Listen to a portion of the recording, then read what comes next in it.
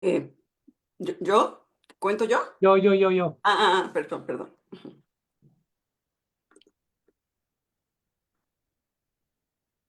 Hola, buenos días, buenas tardes, buenas noches a la hora que nos logren ver. Es un placer, como cada vez, cada martes último de mes, vernos por aquí. Esperamos que todos se encuentren bien. Hoy particularmente nos da mucho gusto de tener a una amiga, una colaboradora desde hace múltiples años, ¿no? A pesar de su juventud. Sí, Ha sido una investigadora del tema juvenil desde las afectividades, que precisamente es el tema que hoy nos toca, y eso nos da mucho gusto. Bienvenida, Seida, de estar con nosotros. muchas Y gracias. con la conducción para este particular seminario, ¿no? El Seminario de Investigación en Juventud, voy a darle la palabra a Enrique Pérez para que conduzca precisamente la sesión. Muchas gracias, José Antonio. Buenas tardes a todas, a todos, a todos quien nos acompaña justamente en la sala Zoom y quien nos ve o nos verá justamente por redes sociales, particularmente Facebook. Y como bien decía José Antonio, el día de hoy tenemos el lujo de contar justamente con la doctora Seida Rodríguez, de quien me voy a permitir justamente leer una pequeña parte de su trayectoria, ¿no? Es la doctora Seida, doctora en Ciencias Sociales por la Universidad de Guadalajara, profesora e investigadora de tiempo completo en el Departamento de Estudios de la Comunicación Social y el CUCH de la Universidad de Guadalajara, miembro del Sistema Nacional de Investigadores de 2005, actualmente nivel 3. Forma parte del cuerpo académico Política Cultural, Discursos Hegemónicos y Actores Sociales. Además, es docente en la licenciatura en Sociología, en Comunicación Pública, en la maestría en Ciencias Sociales, en la maestría en Comunicación y también en el doctorado en Ciencias Sociales de la Universidad de Guadalajara. Sus líneas de investigación, como ya lo mencionaban al inicio, tienen que ver con las relaciones amorosas, la sexualidad en jóvenes y adultos, así como productos culturales e imágenes. Ha publicado infinidad de libros, capítulos y artículos relacionados con el tema del amor, la sexualidad y los diversos productos culturales. Sin más, le cedo la palabra, doctora, nuevamente agradeciéndole por acompañarnos esta tarde. Muchas gracias, Enrique. Muchas gracias, José Antonio. Es un placer estar con ustedes. La verdad me trajo muchos recuerdos. Esta invitación me hizo recordar que hace más de 20 años que nos conocemos desde la Encuesta Nacional de Juventud 2000, que fue que nos conocimos, y después, bueno, en sucesivas actividades, todas ellas de enorme aprendizaje y de gran afecto, ¿no? Intermediadas, y luego ya no por nuestra querida Rosana Reguillo, que no puedo dejar de mencionar, que la tengo aquí presente.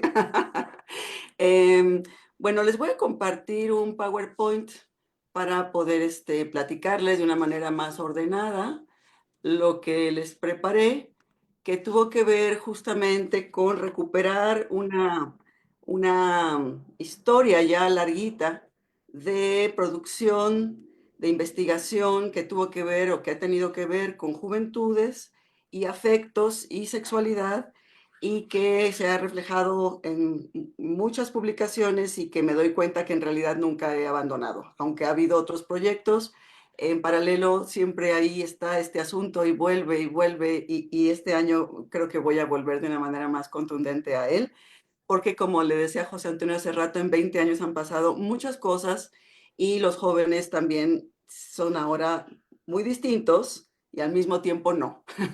Y al mismo tiempo persisten muchísimas cosas que son las mismas que conocemos hace décadas, ¿no? Entonces, bueno, comenzaré eh, hablando sobre... ¿Qué voy a hablar ahora? Voy a hacer una pequeñísima introducción sobre la heterogeneidad juvenil en México. Obvio, cuando hablamos de jóvenes no estamos hablando de un monolito en el que podemos calificar o caracterizar de una manera absolutamente, como les diré, homogénea, quiénes son, qué hacen y etcétera, y qué piensan. Entonces hablaré de esa heterogeneidad. Luego, la temática que yo trato siempre tiene que ver con describir, aunque sea muy someramente, el paraguas cultural dentro del cual ocurren las relaciones amorosas, que tiene que ver con lo que conocemos como amor romántico.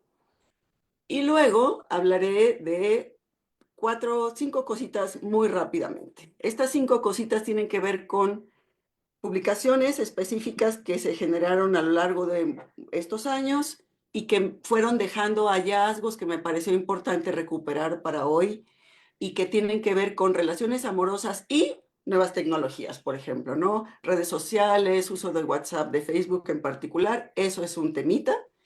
El segundo tiene que ver con qué ocurre cuando los jóvenes se convierten en adultos independientemente de la edad que tengan y esto cómo ocurre y qué consecuencias tiene en su vida amorosa. En tercer lugar, ¿qué pasa con las relaciones amorosas ahora que se desligan del imaginario romántico y adoptan formatos no monógamos? ¿Y qué retos se enfrentan y qué conflictos están viviendo? En cuarto lugar, hablaré de un concepto en particular que nos ha servido mucho, que es el de disonancias emocionales, que les platicaré por qué es tan potente y por qué es tan útil.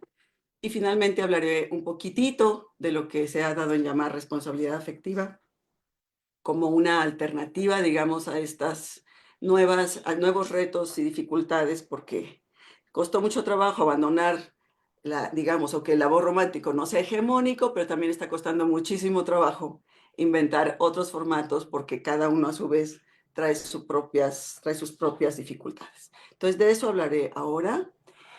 Y lo primero que diré es que obvio que al tratar estos temas desde hace 20 años, eh, me parece que intentaré convencerlos que asomarnos a la vida íntima o que estudiar la vida íntima en realidad da mucho más allá que ser un curioso de lo que la gente hace en sus relaciones amorosas o sexuales. Creo, yo soy socióloga y al igual que muchos teóricos contemporáneos en este campo, se considera que observar la vida íntima en realidad funciona como un caleidoscopio de lo que sería la sociedad en su conjunto. O sea, observando las relaciones en micro, en el plano de lo amoroso y lo sexual, en realidad se reflejan ahí miles de cuestiones de un rango mucho mayor en términos como estructurales que inciden en la formación de las parejas, en la vivencia de las parejas, en las dificultades que enfrentan las parejas y por eso, digamos, este ámbito no está desligado o no es intrascendente, sino que ahí se reflejan y se manifiestan problemáticas mucho mayores y que nos podrían parecer con mucha mayor legitimidad, aunque ya se ha legitimado bastante dentro del campo el estudio de las emociones, en particular del amor. Ya sabemos que hablamos de que ha ocurrido un giro afectivo en las ciencias sociales, pero no siempre fue así. Esto ha costado trabajo y ha ido de manera progresiva haciéndose de un lugar. Lo segundo es que, bueno, en las vidas íntimas de las personas también ocurre que se ejerce una capacidad de agenciamiento, de movilización de recursos que no siempre se ven tan claramente en otros ámbitos, como puede ser el mercado laboral o la inserción en la cuestión educativa o las cuestiones de la movilidad social, o sea, problemas mucho más difíciles de remontar. En la vida íntima es posible ver cómo las chicas, los chicos en distintas situaciones socioeconómicas, culturales, etcétera, gestionan de manera mucho más decidida qué quieren, a dónde quieren llegar, etcétera. Pues, ¿por qué? Pues porque asumo o se asume que hay una motivación muy poderosa por satisfacer necesidades afectivas, eróticas, emocionales, y hay un decidido deseo de realizar una vida que sea, digamos, satisfactoria y placentera, ¿no? Entonces, bueno, como ya aprendimos de las feministas desde los años 60, lo personal es político y sigue siendo absolutamente político. Y creo que ahora tenemos una evidencia mucho más contundente sobre esto, ¿no? Si vemos datos duros, que solo esto es, digamos, una pequeña alusión a los datos duros que nos permitió ver el censo 2020, ahí se reflejaron algunas tendencias que dijeron, ay, las cosas están cambiando, ¿no? Haciendo una comparación entre el año 2000 y el año 2020, por ejemplo, la población casada en México bajó 11 puntos, ¿no? La población en unión libre aumentó 9 puntos. las separaciones legales casi se quintuplicaron en 19 años y la edad promedio al casarse aumentó. En las mujeres pasó de 29.8 perdón, en los hombres de 29.8 a 34 años y entre las mujeres de 26.9, o sea, 27 años a 31 años. Entonces, esto nos habla de algo, ¿no? Nos habla de que en términos, digamos, duros, las cosas ya están ocurriendo de otras maneras, ¿no? Estamos cambiando tendencias de nuestro país que tenían décadas y que de repente en estos 20 años fue como, un drástico cambio en que dijimos, ay, las cosas, las instituciones, digamos, están en plena transformación. Y esto lo vemos, bueno, en el matrimonio, en el divorcio, en la separación, y también lo vemos en la baja de la tasa de fecundidad, que como ustedes saben, hemos llegado a un 1.9 histórico en nuestro país y que, bueno, las cosas están evidenciando que se transforman. Ahora, como dije en un principio, la juventud no es un monolito y obviamente esta tendencia no está generalizada. ¿Dónde está más evidente? En la población que tiene mayor acceso a la educación superior, ¿no? Ay, Dios mío, se me mueve mucho esto. Los jóvenes que tienen acceso a educación superior y que viven en las grandes ciudades, que tienen acceso a dispositivos tecnológicos e Internet, eso les ha permitido estar en contacto con pluralidad discursiva y simbólica en las que, junto con los discursos tradicionales que no dejan de existir, se combinan y compiten con ellos discursos emergentes, discursos que han ganado bastante espacio, que han ido legitimándose poco a poco y que tienen que ver con los derechos sexuales y reproductivos, el feminismo, la diversidad sexoafectiva, por mencionar algunos. Y entonces esto implica que los jóvenes que reúnen estas, digamos, características tengan una mayor proclividad a hacer cambios en su vida íntima. Y no debemos de olvidar que esto tiene que ver con que se someten a procesos de socialización mucho más complejos. Ya no nomás es la iglesia, la familia, la escuela, sus agencias socializadoras, sino que hay otras agencias que compiten con las primeras y que tienen que ver con estos productos culturales heterogéneos, la presencia generalizada de medios masivos de comunicación, el acceso a libros de autoayuda, terapia psicológica, el grupo de amigos que siempre ha sido y ahora también lo sigue siendo, que compite en relevancia con la familia, el proceso de globalización en todos los campos de la vida que vivimos hace ya, bueno, mínimo 20 años, que tienen, como decía hace un rato, tecnologías de comunicación que amplían sus márgenes de socialidad y que todo esto en conjunto, digamos, hace que el proceso de reflexividad sobre su sí mismo, sobre su identidad, sea mucho más intenso y mucho más, digamos, heterogéneo. Y ahí se combinan diversidad, digamos, de ofertas simbólicas, culturales, que los hace estar, digamos, en mayores posibilidades para elegir qué quiero, quién quiero ser, con quién quiero estar, quiero tener hijos, me quiero casar, etcétera, etcétera. Preguntas que ya no se dan por descontado que tengan una sola respuesta, sino que admiten diversidad de trayectorias, ¿no? Entonces, como decía hace un rato, esto no nos debe dar la impresión de que es absolutamente generalizado. Hay enormes diferencias entre los jóvenes. Por decir solo un dato, en el 2024, la CEP nos señalaba, digamos, solo el 44% de la población de nuestro país tiene educación superior. Entonces, todo lo anterior que les decía, que es un proceso de socialización complejo y heterogéneo, etcétera, no está al alcance de todos los jóvenes. Si es que tomáramos el tema, digamos, del acceso a la educación superior como un eje importante. No es el único, pero es ilustrativo de que no estamos hablando ni siquiera de la mayoría de los jóvenes los que tienen acceso a educación superior, ¿no?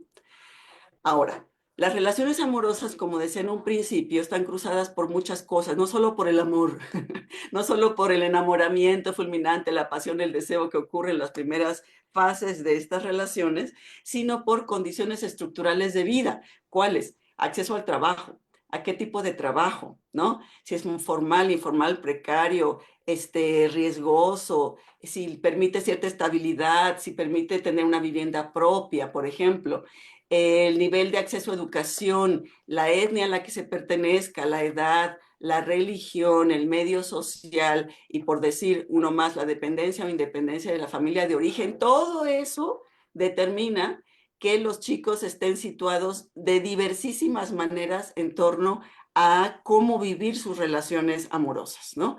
¿Por qué? Porque entonces las facilidades para acceder a discursos son distintas, las expectativas a futuro sobre su pareja y la familia propia son distintas, el acceso a mercados afectivos y sexuales, sean presenciales o sean virtuales, también son diferentes, y también el acceso a medios de salud reproductiva y sexual, por ejemplo, por decir algo, el derecho al aborto, y no solamente el derecho, el acceso real, ¿no? El acceso efectivo a hacer valer ese derecho, por ejemplo, que en cada estado de nuestro país es diferente. Entonces, bueno, quiero insistir en eso, que no, la relación amorosa no se da en el vacío, no se da solo inspirada en series de televisión, películas y canciones de amor, sino que está construida alrededor de todo este conjunto de cosas y por lo tanto imprime todo esto, su marca en el tipo de relación que se tiene. Ahora, esa heterogeneidad de la que les hablaba podría estar en un rango en el que hay, digamos, estos dos polos, por mencionar tendencias. No quiere decir que siempre sea así, ni que obligadamente estos estén del lado izquierdo y estos estén del lado derecho, sino que es como un polo de un lado, otro del otro, y en medio de eso hay como una gran diversidad. Entonces, del lado izquierdo, ustedes ven en la diapositiva jóvenes de bajo nivel socioeconómico, que la tendencia es que se unan a edades más tempranas, ¿no? Se unen o se casan más jóvenes que otros. También tienen hijos a edades más tempranas y en mayor número, ¿no? Tienen más hijos. La tasa de fecundidad está en 1.9, pero tenemos cerca, en mi propio barrio, aquí mis vecinas que tienen 18 años y ya tiene el segundo hijo, ¿no? Y a los 23 ya va a tener el tercero seguro también, ¿no? Se asumen roles genéricos tradicionales, aunque ellas trabajen, aunque las mujeres estén cada vez más incorporadas al mercado laboral, de todas formas los roles genéricos no se cuestionan, se asumen de manera automática, inconsciente, absolutamente implícita. Es muy común que vivan con la familia de origen, sea de la chica o del chico, y se adhieren con mayor intensidad a los valores y las idealizaciones del amor romántico, ¿sí?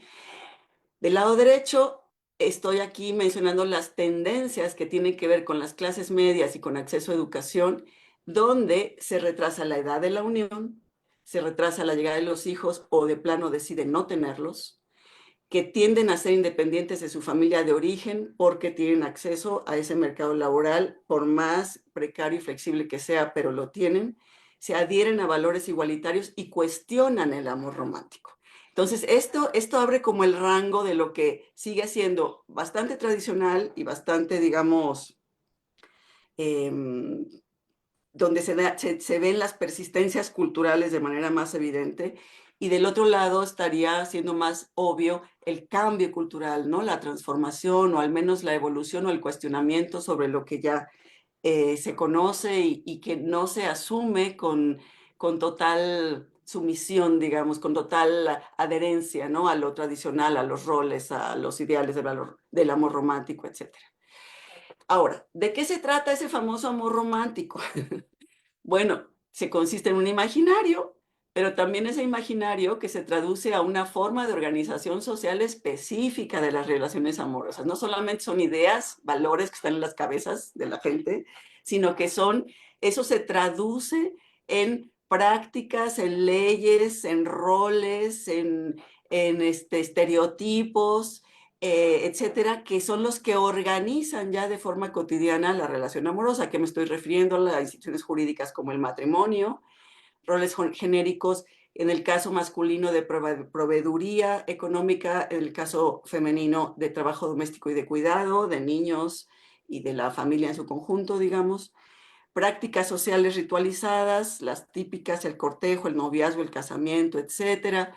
Está orientado por valores como la entrega mutua, fidelidad, sacrificio, todos ellos mucho más intensos y asumidos de parte de las mujeres que de los hombres. La asunción de una sexualidad con fines reproductivos, es decir, nos casamos pues porque pretendemos fundar una familia, tener hijitos, y sobre la norma de la exclusividad, es decir, se asume que se está junto para ser fieles. Y todo esto está construido sobre estereotipos genéricos tradicionales, donde las mujeres en particular siempre están como presas de un doble estereotipo. O sea, es mujer que cumple con toda esta configuración valorativa de idealizaciones y de normas morales que se asumen y se practican, y por lo tanto eso las convierte en mujeres buenas, decentes, eh, casables, y, con la idea de que van a ser buenas madres, buenas esposas, buenas amas de casa. O también está el otro estereotipo de las mujeres que son mucho más autónomas e independientes y que no se ha ido del todo la idea de que son putas, ¿no? De que son unas malas mujeres, de que son cascos ligeros o como se les quiera llamar, ¿no? Ese doble estereotipo femenino sigue, se les llama de otras maneras, pero sigue prevaleciendo. Y bueno, todo esto alimentado no solamente por la familia de origen, la iglesia, etcétera, sino por una infinidad de productos culturales que nos los remarcan todos los días, ¿no? Poesía, literatura, cine, música, televisión, etcétera, no abandonan el imaginario del romanticismo y por lo tanto sigue estando presente de manera cotidiana en el mundo y en México también. Ahora, el amor romántico como imaginario augura una serie de cosas, ¿no? O sea, produce subjetividad. Es decir, este imaginario que genera una cierta organización social de la afectividad también produce subjetividad. ¿A qué me refiero con esto? Con formas de ser específicas y formas de sentir específicas. Y estas formas de sentir y de ser hacen que tengamos una gran fe en que cuando nos emparejamos vamos a tener gratificación sexual, vamos a desarrollar intimidad con la pareja, vamos a comunicarnos de manera profunda con ella y esto todo va a llevar a ser una autorrealización de ambos miembros de la pareja, todo lo cual promete garantizar la felicidad matrimonial y el bienestar de cada uno de los cónyuges. Digamos, ese es el plan ideal, ¿no? De todo esto. Y a su vez esto va también acompañado de lo que se ha dado en llamar la teoría de la complementariedad, que es de que, digamos, se cree fehacientemente que los dos géneros no tendrían por qué intentar ser iguales, sino que son justamente desiguales, opuestos, y que uno complementa al otro. Uno hace lo que el otro no hace. Entonces, esto ocurrió de manera histórica, esta idealización de la complementariedad tiene 2 siglos, ¿no? Y ahí, digamos, se genera la idea muy profundamente de que las mujeres somos más hábiles para la empatía, la comprensión, la ternura, y los hombres son más hábiles para la proveeduría, la responsabilidad, la competencia en el espacio público, etcétera, y que todo esto obedece a factores biológicos, emocionales, de habilidades innatas, diferencias físicas innatas, etcétera. Pero todo eso es una teoría en realidad, ¿no?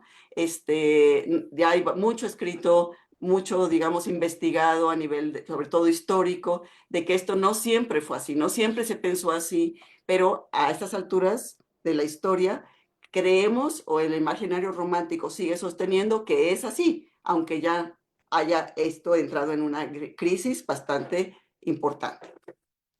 ¿A qué crisis me refiero? A que ya las relaciones entre los sexos ya no es legítimo la desigualdad genérica, ¿no? Esta famosa teoría de la complementariedad es bastante criticada.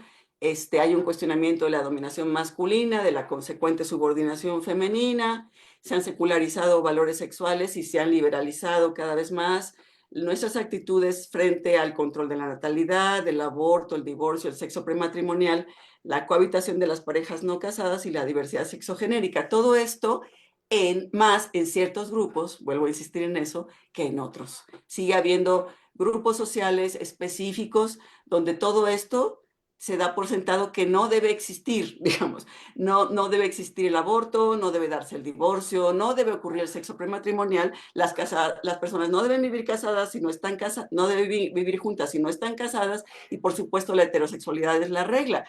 Pero hay otros grupos donde todo esto es digamos, ya basta de reproducirlo de manera incuestionada. Claro que se lucha por el derecho al aborto, el divorcio se está normalizando cada vez más, las parejas, por supuesto, que viven casadas, unidas antes de casarse, etcétera, etcétera, etcétera. Lo que digo es que es una tendencia, pero que no ocurre de manera absoluta y generalizada en todas partes.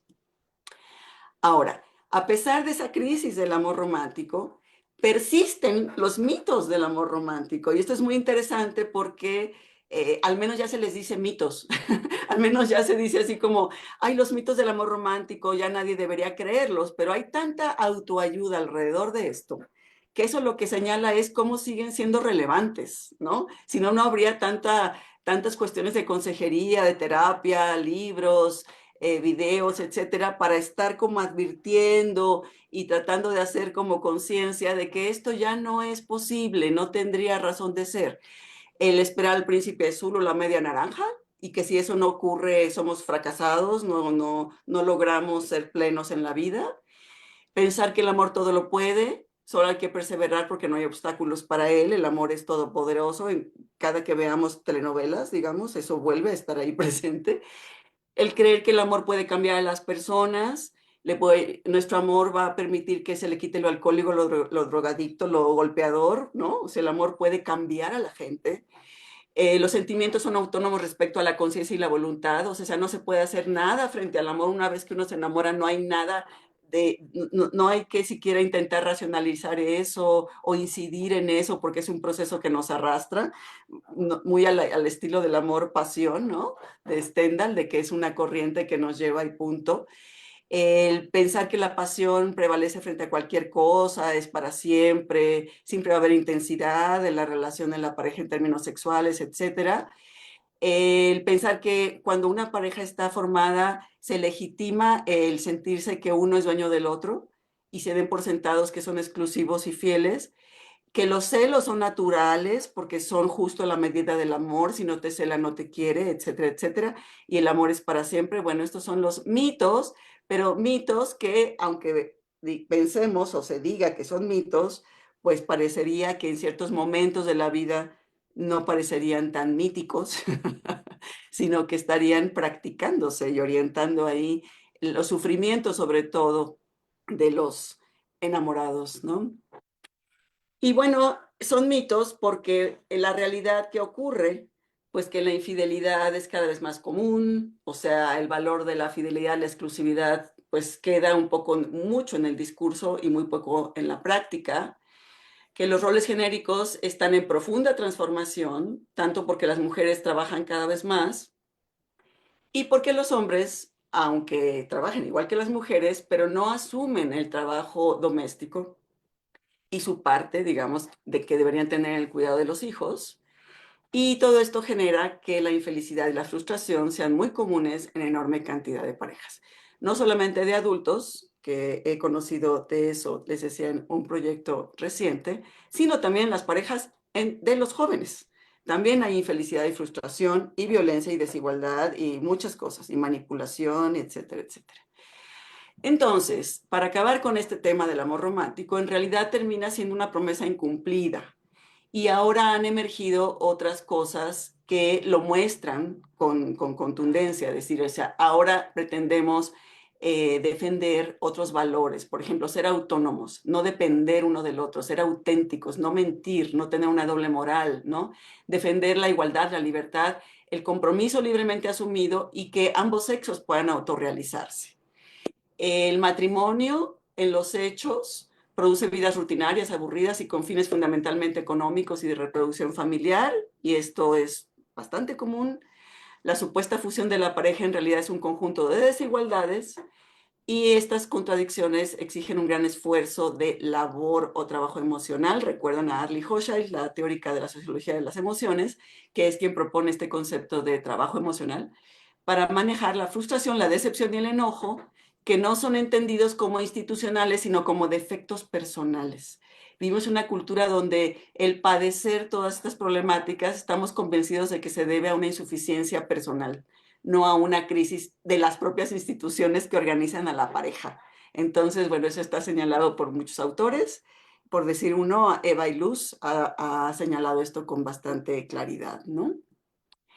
Ahora, fuera ya de este panorama, un poco de la cultura que organiza y que sostiene, por un lado, el amor romántico y al mismo tiempo lo tiene en total cuestionamiento. El siguiente punto, bueno, el primer punto ya de una temática específica que les quiero compartir es que las nuevas tecnologías, las redes sociales, el WhatsApp, el Facebook, vinieron a complejizar este panorama. Porque ese amor romántico que pregona, ya sea a nivel mítico o a nivel más o menos real, que se ama a una persona únicamente, que eso implica fidelidad y el entregarse de manera ilimitada, y que eso implica que somos una pareja fusionada donde uno está a disponibilidad del otro permanentemente, ese conjunto de cosas que genera sentimientos de obsesión y necesidad imperiosa del otro, resulta que se vieron potenciados por estas nuevas tecnologías. O sea, el que el Facebook y el WhatsApp, en general, digamos, la telefonía celular, en general, el tener acceso a dispositivos que nos permiten comunicarnos con el otro de manera permanente, saber dónde está localizado, ver las fotos que suben de cada momento que vive con otras personas o con nosotros mismos, potenció este imaginario en sus aspectos más, ¿cómo decirlo?, tóxicos, como se dice ahora, ¿no? Más dañinos. O sea, esta cuestión de la competencia con los rivales, de vigilar al otro, del monitoreo de qué hace, a qué horas lo hace y con quién está, etcétera, y el exigir la total disponibilidad y siempre debes contestarme y siempre debes ver mis mensajes y no debes tardarte, etcétera, etcétera. Eso vino a generar como una nueva conflictividad que no existía antes, pero que la permitió, la auspició la existencia y la llegada a nuestras vidas cotidianas de esas nuevas tecnologías y de esas nuevas plataformas, digamos. ¿Por qué? Porque entonces fue posible vigilarnos, monitorearnos y observarnos de manera permanente. Y esto fue producto, bueno, de un trabajo que realicé con Tania Rodríguez y que hicimos entrevistas con jóvenes y generamos 2 artículos sobre esto, donde esa fue, digamos, los hallazgos tuvieron que ver con esto, con la toxicidad de las nuevas tecnologías cuando se asocian con necesidades, digamos, afectivas imperiosas, intensas, que fueron más comunes en jóvenes más jóvenes, adolescentes y jóvenes digamos, no muy maduros, ¿no? Estoy hablando entre 15, 20 años, donde estos rasgos se manifestaron de una manera muy contundente y ya cuando se iban acercando hacia los 30, esto empezaba a disminuir. O sea, empezaban a racionalizar más el uso de estas cosas, a no ser amigos entre sí en esas plataformas, a respetar más el espacio del otro y no estar exigiéndose mutuamente, constantemente, la mutua comunicación, ¿no? Entonces, hay conflictos también derivados de si pusiste o no, qué tipo de relación tenemos en el Facebook, si publicaste fotos nuestras en el Facebook, si no las publicas, ¿por qué no las publicas? Si no me das tus contraseñas, es que no me tienes suficiente confianza. Eh, Alguien decía, quien no da la contraseña es porque no quiere dar como la prueba de amor, ¿no? O sea, dar la contraseña se convirtió como, ay, entonces sí somos parejas, sí somos confiables uno con el otro, etcétera.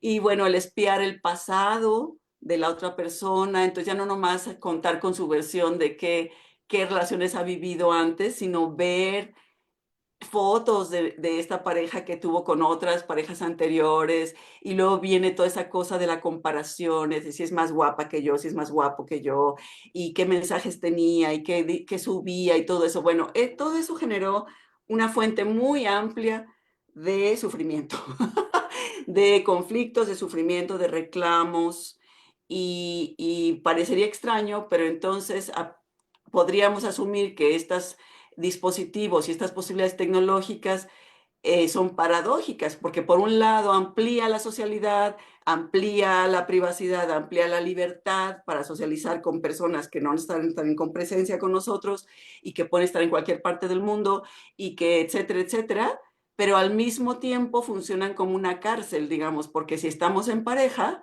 esa pareja se inmiscuye en nuestro mundo de una manera intrusiva y obsesiva, y entonces esto acaba siendo, como decía, una paradoja, porque hay tanto textos que, digamos, alientan o vieron con muy buenos ojos que todo esto llegara a nuestras vidas por todo esto que amplió, pero al mismo tiempo los efectos que eso tuvo en las relaciones amorosas, no todos y no mucho fueron positivos, ¿no?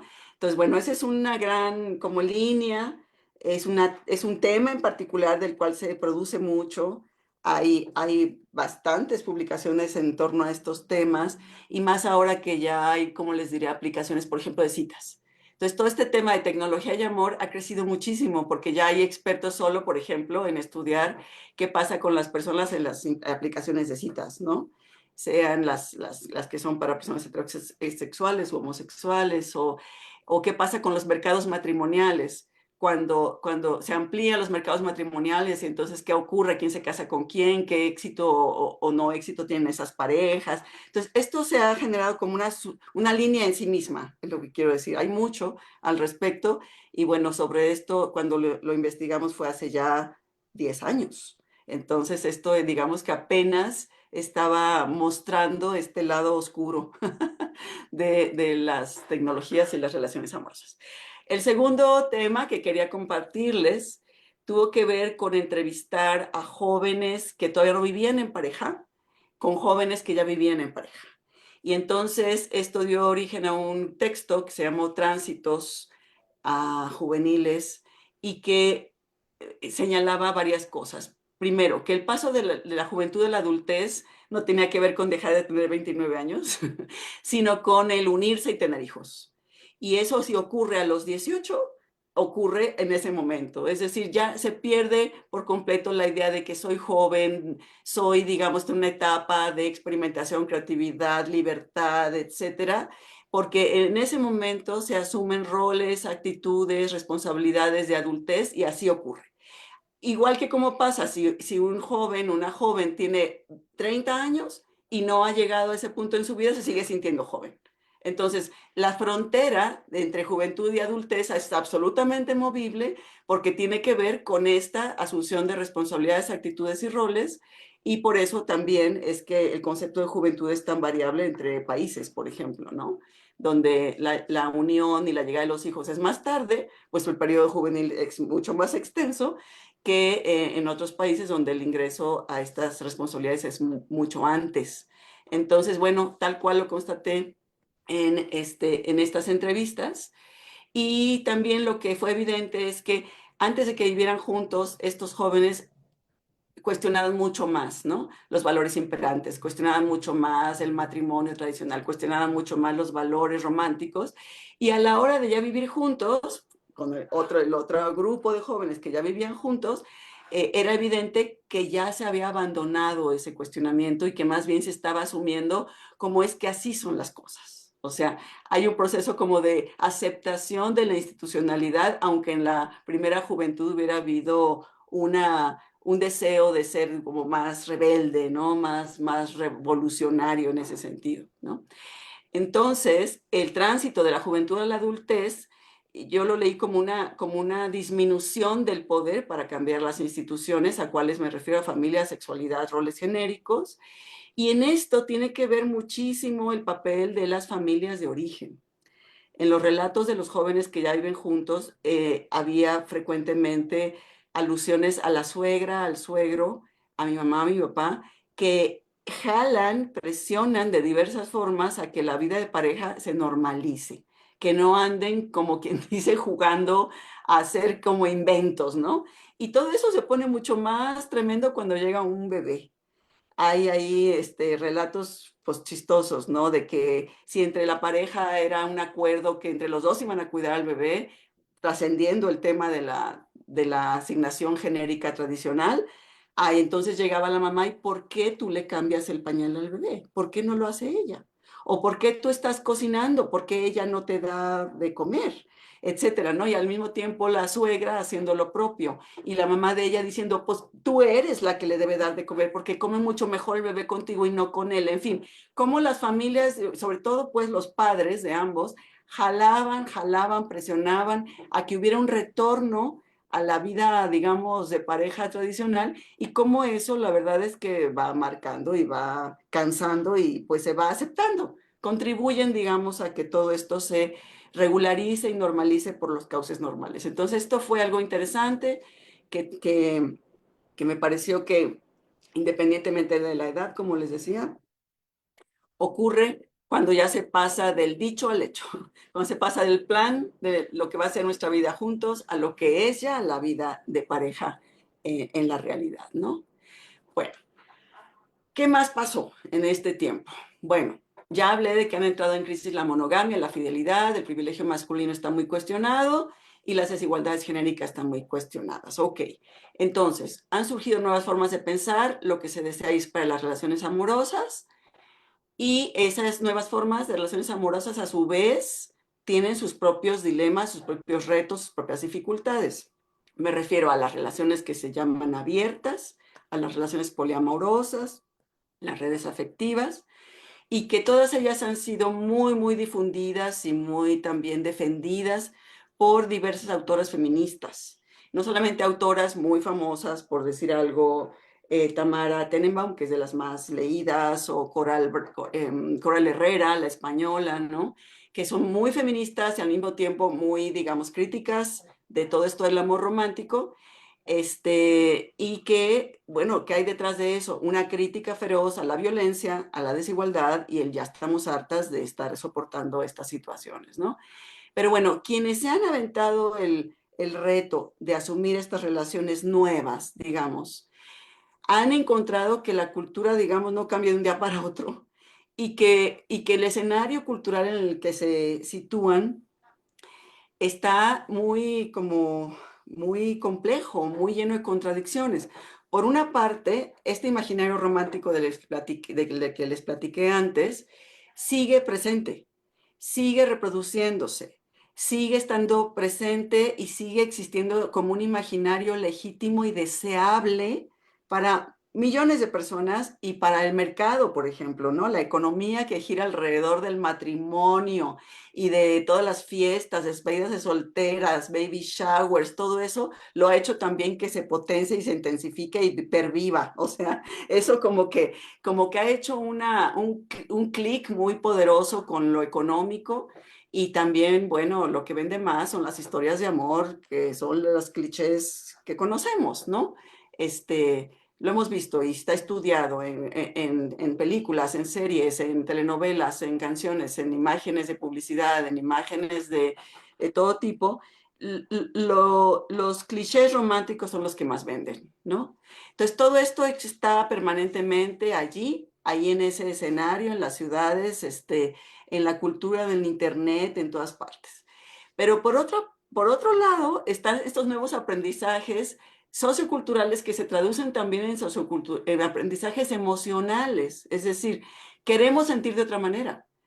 No solo queremos pensar de otra manera, sino también ser otro tipo de personas, ¿no? Otra forma de subjetividad. Y esto hace que ocurran y se manifiesten contradicciones entre discursos y prácticas en torno a roles genéricos en particular, el tema de la fidelidad, el tema de la monogamia y el tema de la vida sexual, solo por mencionar como los más evidentes, ¿no? Les decía, el amor romántico persiste y lo traemos en la sangre, por decirlo de alguna manera, ¿no? O sea, la cultura emocional aprendida desde la infancia corresponde a las formas de ser propias del imaginario romántico, lo que entra en contradicción con lo nuevo que se va aprendiendo en la juventud, que hemos visto en estos discursos novedosos, feministas, alternativos, no monógamos sobre lo amoroso, y entonces al tener una cosa y la otra, se produce una suerte de esquizofrenia entre lo que inevitablemente se siente y lo que quisiera sentir, ¿no? O sea, ya no aspiro a ser la esposa tradicional, quiero ser otro tipo de mujer, pero en realidad a la hora de la hora, adentro de mí, en mi sensibilidad, en mi subjetividad, en mis emociones, hay choque de trenes, hay una serie de tensiones fuertísimas que no se superan de un día para otro, ¿no? Porque, como les decía, hay un conocimiento muy bien asimilado de las emociones prototípicas románticas y de la estética romántica también, ¿no? que es una retórica particular que la tenemos bien aprendida en cada canción de Juan Gabriel o de Luis Miguel, o sea, de Armando Manzanero, o de etcétera. Ahí está repitiéndose en nuestra cabeza cada que cantamos una de esas canciones, ¿no? Y bueno, como les decía, lo romántico sigue teniendo un gran prestigio moral en nuestro país. Ahora, ¿cómo llamar a esta esquizofrenia? ¿Cómo llamar a estas contradicciones y tensiones? Bueno, hay un concepto que está en la literatura también, que es el de disonancias emocionales. ¿A qué me refiero con disonancias emocionales? A las tensiones o ambivalencias entre conceptos, significados y creencias que poseemos las personas, sean viejos, heredados del pasado, aprendidos desde que nacemos, y otros conceptos, significados y creencias que hemos adquirido. ¿Por qué? Porque nos gustan, porque nos parecen mejores, porque nos parecen más legítimos, porque están más acordes a lo que somos ahora y lo que creemos que el mundo es ahora. Y entonces, entre unos y otros, producen sentimientos y emociones contradictorias, ¿no? Y estos discursos están en oposición o conflicto, pero ambos, no es que uno esté ya abandonándose, tirándose a la basura, como decía, y otro esté en plena emergencia así, sino que coexisten, porque ambos, unas buscan la legitimidad, que no en todos los grupos sociales, no en todos los círculos, no todas las agendas la tienen, y otro que no se va, que es el imaginario romántico. Entonces esto nos pone pues en este escenario lleno de contradicciones y a los jóvenes en particular. Por ejemplo, si se preguntan, ¿cuáles reglas nos regirán como pareja? ¿No? Si asumimos no ser una pareja tradicional. Queremos ser auténticos, no engañarnos, no mentir ni ocultar nada. Creemos que el placer, por ejemplo, el placer sexual, es un fin legítimo, lo cual no implica necesariamente reproducción, bebés, etcétera, y significa que somos dueños de nuestros propios cuerpos. Ok, todo eso lo queremos, pero al mismo tiempo es posible que el tener en la práctica una relación abierta produzca dolor, celos, depresión, tristeza en alguno de los miembros de la pareja, sobre todo cuando el otro está viviendo su relación adicional. Todos ustedes saben que las relaciones abiertas, el acuerdo es, somos la relación principal uno para el otro, pero se vale que cada uno tenga relaciones adicionales, sobre todo en un plano sexual, ¿no? No pensando que son relaciones demasiado importantes, demasiado profundas. Entonces, digamos, se sabe que están en libertad de tener esas relaciones alternativas y puede ser que no coincida que ambos las tengan al mismo tiempo. Entonces, cuando uno de los dos la tiene, el otro, pues, no necesariamente vive con tolerancia y con paciencia y con, ¿no? Con tranquilidad que la tenga el otro y a su vez al revés. Cuando ese otro es quien le toca aguantar que el otro miembro la tenga o la otra miembro la tenga, es cuando se ponen las cosas tensas.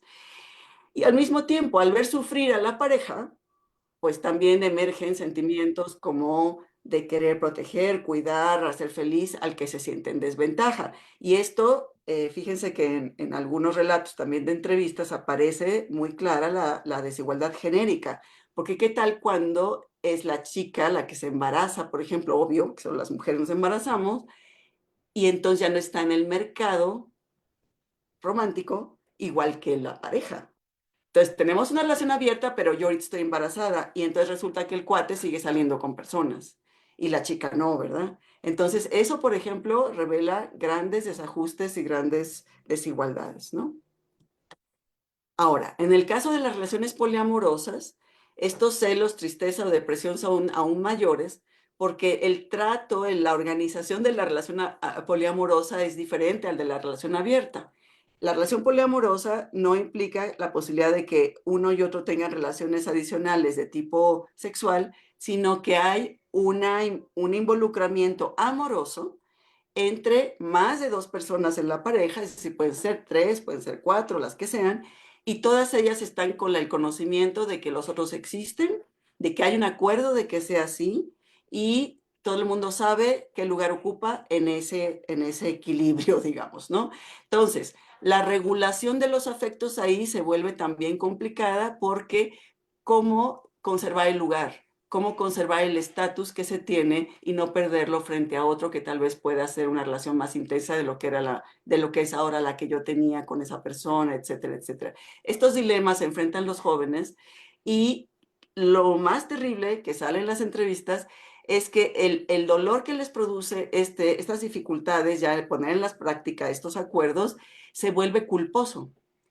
Dice, no, es que nuestro trato era que íbamos a aguantar, que íbamos a tratar de inventar algo nuevo. Entonces ni siquiera me doy permiso de decir, tengo celos. Ni siquiera me doy el permiso de decir, no soporto la situación, me duele demasiado, lo que sea, ¿no? Entonces, esto es triste en el sentido de que están viviendo cosas muy difíciles con recursos simbólicos precarios en un escenario cultural contradictorio y convencidísimos de ya no caer en lo en los formatos que critican, que es decir, volver al amor romántico, ¿no? Entonces se vuelve un masacote bastante complejo y muchas veces, como les digo, esto genera culpa, como decir, como culpa moral, solo que no de, ay, fui infiel, no, culpa moral de, chin, estoy queriendo ser fiel. No sé si me doy a entender, ¿no? Por lo tanto, lo que creo es que los mitos del amor no monógamo también se convierten en mitos, porque entonces es que estaría padrísimo esta libertad, sí, pero también es medio mítico que eso no, que eso sea fácil, que eso no tenga sus propias dificultades, ¿no? Y que eso sea tal vez la salida. ¿Quién sabe si es la salida a los problemas del amor romántico que ya planteé al inicio, ¿no? Entonces, ¿dónde aparecen esas disonancias? También en entrevistas diversas han surgido. Se defiende la igualdad de género y los roles femenino y masculino tradicionales están muy desprestigiados en el discurso de los chicos. No obstante, no se traduce esta ideología nueva al terreno de las prácticas en un sentido pleno. ¿A qué me refiero? Las chicas feministas, activistas, etcétera, y entonces a ti te gusta que en el cortejo te pague la cena, el cine, tu chavo? Sí. ¿Por qué? Porque está padre, porque él es una prueba de caballerosidad. Ah, o sea que sí planteas la igualdad, sí planteas, ¿no? La horizontalidad, no sé, el ser como, no tener esas posturas de sumisión, subordinación, etcétera, pero aceptan la proveeduría económica de parte de los hombres, ¿no? Y al mismo tiempo, los hombres se recargan en las mujeres a que ellas hagan más labores de cuidado, más labores domésticas, aunque digan que son iguales. Aunque no, si nosotros tenemos igualdad entre nosotros, pero en los hechos, quien hace más que hacer y quien se hace cargo de más cosas y todo, son las mujeres y no los hombres. Entonces vemos cómo a pesar de tener una ideología igualitaria, en la práctica esa igualdad no se traduce en un sentido pleno. Persisten, digamos, los roles aprendidos como de una manera subrepticia, es decir, nadie lo defendería, pero en los hechos se da, ¿no? También ocurren disonancias sobre las prácticas sexuales. Por ejemplo, parejas que adoptan un formato tradicional, pero que tienen prácticas sexuales muy comúnmente fuera de su relación de pareja, callándolas, ocultándolas, usando aplicaciones de citas, aunque tengan novia y novio, y al mismo tiempo como jugando en las dos pistas, ¿no? O sea, sí, sigo compartiendo el tema del amor romántico, lo asumo, pero en realidad en los hechos están en realidad como buscando otras opciones, otras alternativas, jugando en otras canchas, etcétera, pero entonces jugando esa como doble moral, ¿no? Y en el caso del embarazo, que es un tema pues muy, muy delicado, las chicas pueden ser activistas en torno al derecho al aborto, por ejemplo, pero al momento de tener un embarazo, enfrentar un embarazo no deseado, en realidad emerge esa parte, digamos, religiosa, familiar, de la culpa y de todo eso, y que les impide en muchas ocasiones realizárselo, ¿no? Y en ese caso los hombres es muy común también que salgan huyendo de la situación. Es decir, una cosa es asumir la agenda política de los derechos sexuales y reproductivos y otra es que eso se traduzca en prácticas concretas al interior de las relaciones de pareja, ¿no? Y también en el caso de las mujeres sigue habiendo un prurito moral que las lleva a tener en secreto, conservar en secreto su vida sexual, tanto en trabajo cuantitativo en encuesta como en trabajo cualitativo con entrevistas. Las chicas no declaran abiertamente, con confianza, digamos, con apertura, lo que hacen con su vida sexual que ocurre por fuera de la relación de pareja principal, porque el estigma, el juicio moral, digamos, cultural aprendido está ahí, ¿no? Entonces, cuando esto, digamos, se vive y llega a ser público por alguna razón, ese sentido de empoderamiento, de libertad, de ser independientes, etcétera, en términos de su sexualidad, es combinado o les puede ocurrir que se avergüencen, se sientan humilladas, sufran, estén súper deprimidas por cómo son juzgadas por los otros. ¿Por qué? Pues porque sigue ocurriendo, porque es verdad que siendo mujer, quien es más abierta con el planteamiento de su vida sexual, etcétera, reciba ese estigma de manera práctica o de manera, pues, como juicio, ¿no? Sobre ella. Entonces eso, pues, genera, vuelvo al tema de disonancias muy intensas, especialmente para las mujeres. Ahora, estas disonancias para alguien que investiga estos temas, son riquísimas, son una fuente, una beta riquísima de indagación, porque lo último que queremos descubrir es la incongruencia en términos morales, eso no tiene ninguna relevancia.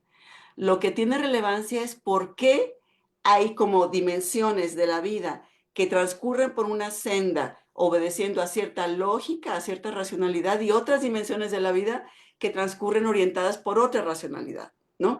Y a qué obedece cada una de esas dimensiones. Esa sería la riqueza, digamos, en una indagación de estas cosas, ¿no?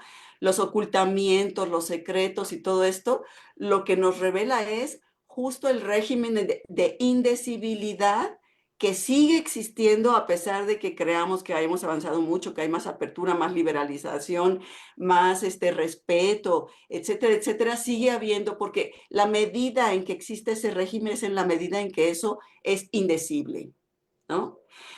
Y al mismo tiempo, estas, como decía, las disonancias nos muestran que el terreno de la práctica y el del discurso siguen siendo ambos riquísimos para mostrar cómo tiene cada uno su propia lógica. Hay parejas que avanzan mucho, que dicen mucho, que ya son como muy poseedoras de una ideología nueva, muy poderosa, muy cargada de una, como les diré, una potencia política muy clara, pero muy difícil de llevar a la práctica. Y hay otros jóvenes que no dicen que sean relación abierta, relación poliamorosa y todo, y en la práctica van haciendo cosas sin decirlo, ¿no? ¿Por qué? Porque tienen una idea mucho más pragmática de qué hacer sin comprometerse a nada, sin decir yo soy, sin decir yo poleo por esto, como por debajo, ¿no? Digamos, siendo mucho más, como decir, sí, discretos, discretos. Y en eso, digamos, los sectores más tradicionales, más populares, todo esto se ve más, o sea, no queremos cambiar el mundo, no somos esas nuevas formas que otros tienen, pero en los hechos a lo mejor van haciendo cosas alternativas, cosas como disidencias, etcétera, sin decirlo. En cambio, les digo, hay grupos que son muy como de estridentes en términos ideológicos, pero que en la práctica pues, están pues luchando muchísimo, porque no está nada fácil llevar a buen puerto y con éxito estos nuevos formatos de relación, por más convencidos que estén que el amor romántico ya no sirve para nada. Porque además el hecho mismo de ser jóvenes hace que no tengan demasiada experiencia en la vida de pareja. Y entonces se adquieren de manera intensa nuevos discursos, pero se tiene poca trayectoria, por decirlo así, en la relación de pareja, lo cual hace que pues no se sepan dirimir muchos de esos problemas, ¿no? Y por último, bueno, viniendo sobre todo no de los académicos, no de los teóricos que publican libros, sino más bien de los activismos feministas, es que se plantea el tema de la responsabilidad afectiva. Es decir, cómo lidiar con estos conflictos, cómo no hacernos daño en el camino, es que se ha planteado este término que lo que encierra es la intención de tener relaciones más sanas, más justas, más responsables, donde pensemos que cada cosa que se hace tiene consecuencias para el otro y que lo que hay que hacer es hacerse cargo de las acciones propias porque eso implica a los otros, ¿no? Y suena súper bonito. Y bueno, dirigí una tesis de una chica que luego publicamos un texto donde ella entrevistó a activistas de las masculinidades y feministas. Y sí, están muy, muy en la onda de defender este concepto y evitar generar más cadáveres emocionales, como diría Brigitte Vasallo. Pero en los hechos, aunque estén convencidos de sí llevarlo a cabo, acaba ocurriendo también que no es tan fácil y que son más proclives las mujeres a respetar los acuerdos y a ser generosas y efectivamente hacerse cargo de las acciones con los otros que los hombres. Parecería que en los hombres sigue, bueno, prevaleciendo esa tendencia a ser cuidados ellos, a ser atendidos ellos, a ser cuidados de manera responsable por ellas que al revés, ¿no? En fin, esto ya lo dije. Y por lo tanto, seguimos teniendo un empoderamiento genérico desigual, eh, lograr que hombres y mujeres tengan el mismo acceso digamos, al empoderamiento en las relaciones de pareja pasa por tener también acceso a condiciones estructurales favorables. Por ejemplo, al mercado laboral. Elevar el nivel educativo y la autonomía económica para las mujeres ayudaría muchísimo a solventar su situación de vulnerabilidad o de ser víctimas de violencia o de ser sumisas o de no poder separarse, no poder divorciarse, etcétera, porque dependen de los maridos, ¿no? Entonces, estas teorías europeas sobre las relaciones mucho más igualitarias, pensemos en Anthony Giddens, en Bauman, en los Beck, ¿no? Por decir los más famosos teóricos, están asumiendo las relaciones de pareja ya entre iguales. Dices, no, es que mientras no se sea iguales en el acceso a condiciones materiales de vida, está muy difícil que se sea iguales para defender proyectos personales, proyectos profesionales, autonomía en la pareja, iguales derechos en la pareja, igual nivel de opinión sobre la sexualidad, el tener hijos, etcétera, si no se tiene lo previo antes, ¿no? Que es la posibilidad de ser, por ejemplo, autosuficientes en lo económico. Y aquí los apoyos de parte del Estado son fundamentales. No es posible que pensemos en relaciones de parejas igualitarias cuando los niños de la escuela primaria salen a las 12:30 de la escuela de nuestro país. Es obvio, es obvio que las mujeres no podemos trabajar de una manera igual de intensa que los hombres y hay que ir a recoger niños a las 12:30 y por eso las abuelas están ahí, ¿no? Haciéndose cargo muchísimo de estas cosas, y si no hay licencias de paternidad, guarderías, escuelas de estancia prolongada, etcétera, etcétera. O sea, el Estado tiene mucho que aportar y que podría apoyar a que de ver las relaciones de pareja pudieran realizarse de una manera más justa. Y para terminar, bueno, ¿qué podríamos pensar? ¿Qué pasa con el amor romántico? O sea, ¿sigue siendo el amor romántico algo posible, algo existente o se queda solo como una frase hueca? Pues yo creo que el amor romántico se ha racionalizado, se ha vuelto más pragmático y la ilusión no es que desaparezca, pero dura mientras dura, nada más. Y tal vez podríamos llamar a este amor un amor practirromántico, que despierta ensoñaciones e idealizaciones, pero que una vez que se frustran, se vuelve un amor pragmático, individualizado y racional.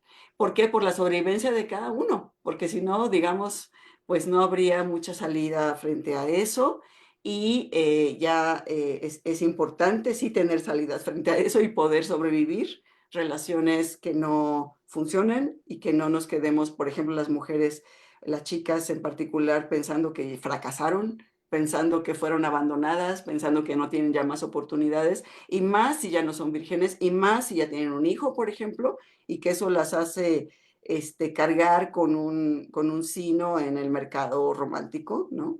Entonces, bueno, hay que tener soluciones, hay que saber tener elementos simbólicos para poder salir de ese atolladero.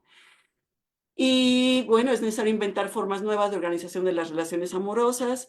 No hay, digamos, nada dicho para siempre. En esto la historia nos muestra cómo todo esto ha ido cambiando lentamente, pero siempre se ha ido transformando, y no asumirlo como algo biológicamente determinado ni culturalmente inamovible. Y termino con esta cita de Mariluz Esteban, que es una teórica española muy famosa, que dice que una nueva ideología sobre el amor, arraigada en el feminismo, debe identificar, describir, explicar y denunciar las injusticias que se cometen en su nombre, debe desenmascarar el papel que una determinada cultura amorosa cumple en la perpetuación de un orden social absolutamente jerarquizado. Para ello es preciso revisar críticamente los supuestos, los conceptos, las retóricas, los argumentos, y proponer otros que nos permitan imaginar y formular las relaciones humanas de maneras alternativas, y o identificar y sostener aquellas que ya están en marcha. Y bueno, ya, nada más. Eso es lo que les quiero compartir. No, pues muchas gracias, doctora Seida. Tema muy interesante. Se presta para seguir hasta en otros espacios, ¿no? Eh, Vamos justamente ahora a abrir un pequeño espacio para algunas reacciones sobre la presentación, algunas preguntas, algunos comentarios, ¿no? Me gustaría empezar justamente con las personas que estamos aquí en la sala de Zoom. Si alguna de ustedes tiene alguna reacción, algún comentario, alguna pregunta sobre lo que nos presentó la doctora Seida, justamente es el momento de hacerlo. Si quieren, podemos hacer eh, una primera ronda de preguntas, dos, tres preguntas, y le regresamos la voz a la doctora Seida. Igual invitar a la gente que nos está siguiendo por Facebook a que envíe sus comentarios, a que envíe sus preguntas, sus reacciones, que con mucho gusto les daremos lectura a todas y cada una de ellas. Entonces, bueno, está por aquí Meradith, en lo que alguien más se anima. Mientras tanto, adelante, Mera. Bueno, la verdad es que no tengo así muchísimas preguntas, más bien estoy muy emocionada con la presentación. Sí, sí voy a preguntar algo, luego digo eso y termino preguntando como cinco cosas, entonces, pero me gustaría como retomar algunas pues de las cosas que nos comentas que me parecieron sumamente interesantes. O sea, definitivamente, o sea, como escuchándote, me queda claro que ha habido procesos de transformación en cómo se configuran las relaciones amorosas y que hay, y esto me parece que como bien lo mencionas, hay pues una articulación muy fuerte con los feminismos y con los discursos feministas en cómo han tenido impacto en las y los jóvenes. Yo veo a una generación de jóvenes mucho más abierta en función de las relaciones amorosas, pero que al final, y eso me parece entre medio triste y medio desalentador, ¿no? Se siguen perpetuando ciertas formas que terminan jerarquizando las relaciones, que siguen estando permeadas por la idea del amor romántico y que a pesar de ir buscando alternativas, ¿no? Se reproducen incluso formas de violencia, ¿no? Eso me parece pues como muy fuerte, pero que también deja en claro que si bien no estamos bajo las mismas condiciones que hace 50 años, ¿no? Se siguen arrastrando de alguna manera formas de jerarquización y de violencia que siguen siendo arraigadas a las formas heteronormadas, patriarcales, que están vinculadas con la idea del amor, ¿no? Y con la idea emocional. Creo también, y aquí va un poco como mi pregunta, es que ha habido una problematización muy fuerte por parte de las prácticas feministas, pero también de las prácticas juveniles que han problematizado la idea de las emociones, ¿no? Pensadas no solo en términos romantizadas de pareja, sino, por ejemplo, la idea del amor entre mujeres, entre amigas, ¿no? Estas ideas que han estado vinculadas con, que además hasta ha habido, veo cada vez más como este discurso de la ternura radical o cómo estas emociones han tenido impactos también en formas de conciencia política feminista, ¿no? Aquello que ha estado asociada a ideas, sí, del amor y del cuidado y del autocuidado vinculado con lo emocional, pero también, por ejemplo, con la idea de la rabia, la indignación, el cansancio, que genera otras prácticas, ¿no? Y eso me parece como interesante señalarlo y que quisiera saber qué opinas sobre esto y cómo de alguna manera esto ha tenido como ciertos impactos en la vinculación de las relaciones ahora. También pienso que las representaciones del amor han cambiado también en ciertos espacios como públicos, ¿no? Estas ideas que si bien al final siguen siendo como las relaciones exitosas, las relaciones heterosexuales y normativas y de la familia tradicional, se ha abierto muchísimo el panorama a hablar a otro tipo de representaciones amorosas que incluyen, por ejemplo, las diversidades, ¿no? Pienso en las relaciones lésbicas, en las relaciones gays, en las relaciones incluso con otras identidades sexogenéricas. Y eso me parece como interesante ver cómo en las juventudes, en las y los jóvenes, ¿no? Tienen impactos y abren la posibilidad de hablar desde otros lugares, ¿no? Lo pienso un poco como yo soy profesora también soy profesora de la UAM Xochimilco y me toca ver a mis alumnas, a mis alumnos que tienen una apertura mucho más, pues diferente a la de mi generación, ¿no? Para hablar de sus relaciones amorosas de manera mucho más abierta. Insisto, y de verdad coincido contigo de que esto no significa que rompan o transformen completamente, pero a estos pequeños cambios me parece que son importantes, ¿no? Como irlos viendo y que tienen otros impactos en las relaciones amorosas. Pienso también en cómo se reproducen las violencias, por ejemplo, y cómo estas violencias, pues a veces se cobijan, se ven de manera, no decirlo cobijado, más bien se encubren un poco bajo estos ideales de libertad amorosa, ¿no? Me parecía muy importante cuando lo mencionabas, por ejemplo, con el caso de la idea del poliamor, ¿no? Entonces, cómo al final termina siendo a veces más sufriente aunque discursivamente y utópicamente tienen otras búsquedas, ¿no? Entonces, bueno, como que me quedo pensando muchísimas cosas. Sí creo que detrás de todo sigue habiendo un sistema patriarcal y heterosexual muy fuerte que sigue permeando la idea del amor, pero también considero importante ir viendo estos pequeños, ¿no? Como pequeños cambios que se muestran generacionalmente. De verdad, a mí me parece impresionante cómo las chavitas y los chavos hablan muchísimo más.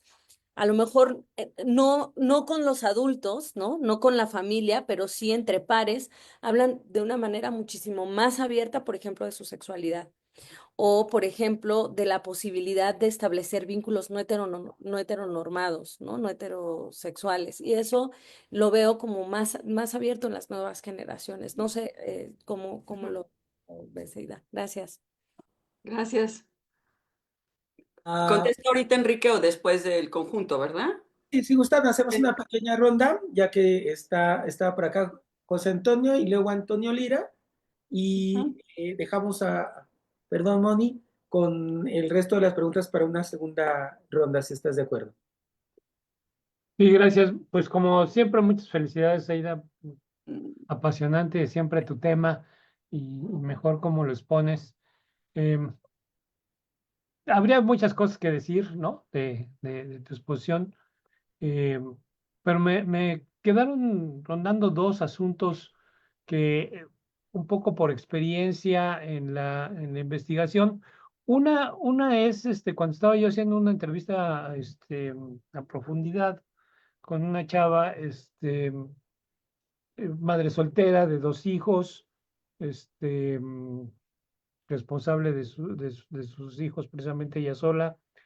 Yo en algún momento asumía esto que dices, que la paternidad o la maternidad es, digamos, uno de los umbrales más claros de la pérdida de la juventud, ¿no? ujú, Y entonces en algún momento se me salió decirle, bueno, ¿y tú cuándo crees que perdiste tu juventud?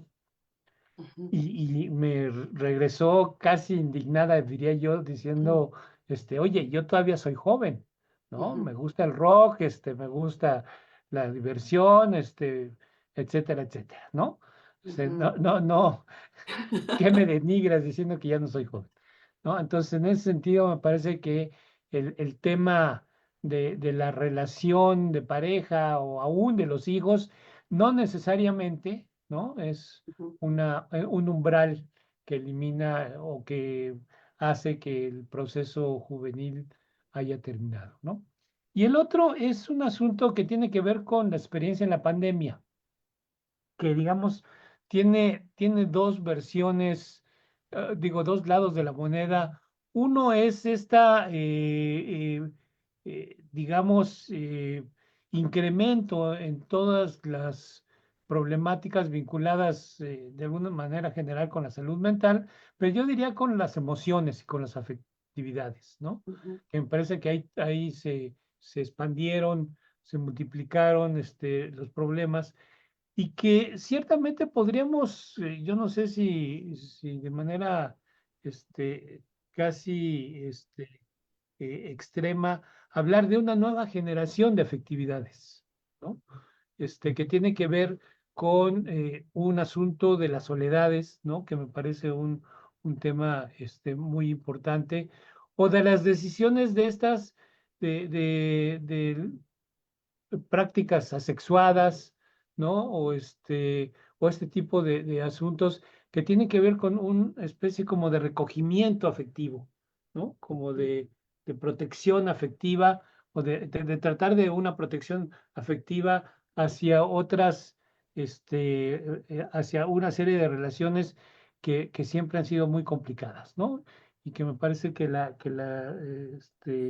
la pandemia detonó y que no nos queda todavía muy claro en ese sentido, ¿no? Entonces me parece que por ahí, y algo de lo que mencionaba Merit, ¿no? De estas múltiples formas de también manifestarse, ¿no? De lo amoroso, que tiene que ver también con este efecto que tuvo la pandemia, ¿no? Entonces me parece que son dos elementos que a lo mejor me gustaría que comentaras. Felicidades otra vez, gracias. Gracias. Gracias. Eh, para finalizar la ronda, Antonio, adelante. Gracias, muy buenas tardes a todas y todos. Bueno, yo primero quiero hacer la siguiente puntualización. En este momento me encuentro estudiando el doctorado en Ciencias de la Educación y mi tema gira acerca de la construcción de las identidades de los jóvenes en educación media superior técnica con respecto a la especialidad técnica que están cursando. Me estoy acercando a colectivos de investigación sobre juventudes precisamente para poder aprender un tanto más sobre las juventudes, ¿no? En un reciente seminario con la doctora Gloria Hernández, me parece conocida del doctor José Antonio, en el ICM Catepec, bueno, hablábamos y redondábamos acerca precisamente de la conformación de la identidad juvenil o de las identidades juveniles, lo que me lleva a mi pregunta, que yo espero poderla articular, obviamente, con mi tema de investigación actual, es, si pudieras decir, si han logrado abordar algunos mecanismos que posibiliten la identificación subjetiva entre estas personas, entre hombres, mujeres, con estos roles, con estas prácticas, partiendo desde el punto de vista, de acuerdo a Stuart Hall, de que, bueno, todas las personas generamos estas identificaciones con ciertos elementos que articulamos con nuestra propia subjetividad, estos elementos que encontramos en la realidad. En mi caso, bueno, precisamente trato de identificar si hay algunos elementos de una carrera técnica que se logren articular con los intereses de los jóvenes. Es por eso que me interesa más el mecanismo de identificación que pudiera darse de manera subjetiva, eh, al margen del tema que me parece grandiosamente abordado de las afectividades, pero vaya, reitero, me interesa a mí un poquito más puntualizar en el mecanismo de identificación si sería posible. Muchas gracias a todos. Gracias a ti, Antonio, por acompañarnos. Y bueno, adelante, doctora. A ver, Merit, ¿dónde anda? ¿Se desconectó? No, nomás se quita, aquí está. Mira, sí, yo creo que, bueno, primera cosa que me parece que es muy importante. Tú estás refiriéndote a tu entorno particular, que es la UAM, y estás refiriéndote a estos chavos hiper, ¿cómo te diré? Hiperactivos, ¿no? Hiperdiscursivizados, hiperideologizados, activistas, etcétera, etcétera. Eso, digamos, nomás la advertencia es un nicho privilegiado de observación de que ocurre esa transformación en esos chavos, pero no es el mundo. O sea, es como un sector que ahí está como concentrado y que es hiper ¿cómo decirte? O sea, hiperactivo en estas nuevas representaciones del amor, en nuestras nuevas defensas de otros valores, de estas críticas a todo lo que consideramos que ya no debería existir.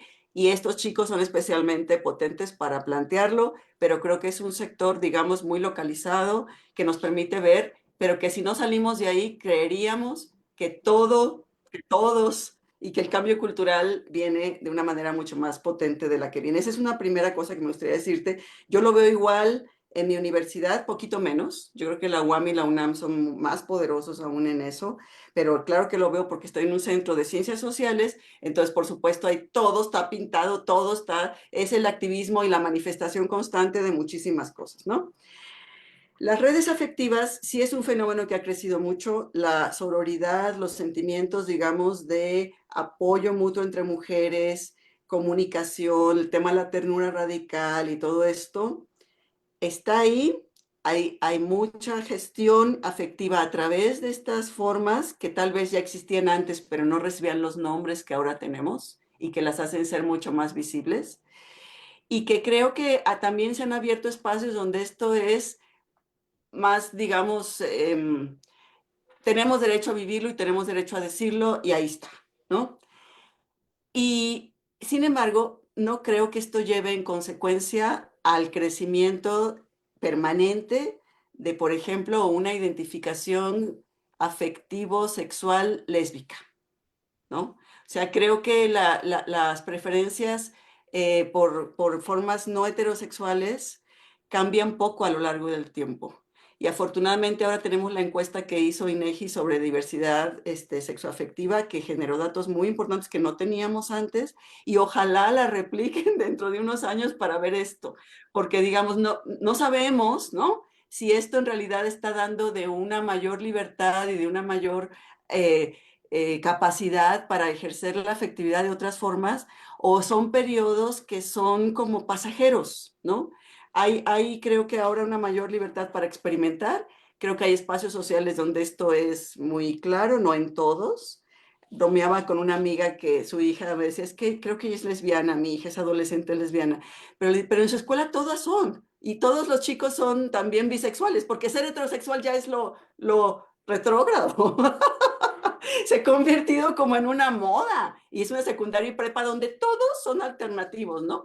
Pero si sigues esa generación, al ratito, no, o sea, es decir, ¿no? Se ha vuelto también como una moda, un ejercicio de la libertad, un decir sí, lo vamos a hacer, lo estamos haciendo, pero quién sabe si eso en realidad se consolide como formas no heterosexuales que permanezcan a lo largo del tiempo. Lo que sí está claro es que se han abierto estos espacios, estas formas de afectividad están mucho más legitimadas, son mucho más evidentes, hay nuevas representaciones, como dices, del amor, pero creo que sí hay que tener claro que en ciertos grupos, en ciertos espacios, y también creo que se ha reducido el margen de lo soportable, es decir, las relaciones de pareja y sobre todo de estas chicas.